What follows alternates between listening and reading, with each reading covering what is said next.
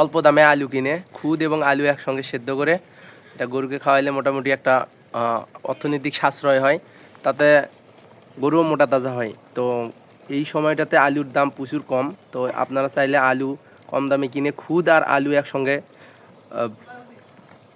আপনারা সেদ্ধ করে খাওয়াইতে পারেন ইনশাল্লাহ। দেখুন আমি এইভাবেই খাওয়াই, অনেকটাই টাকা অর্থ সাশ্রয় হয়। তো ফিড ভুসির খরচটা কমে আসে। মাত্র 250 টাকা দরে আমি আলু কিনেছিলাম।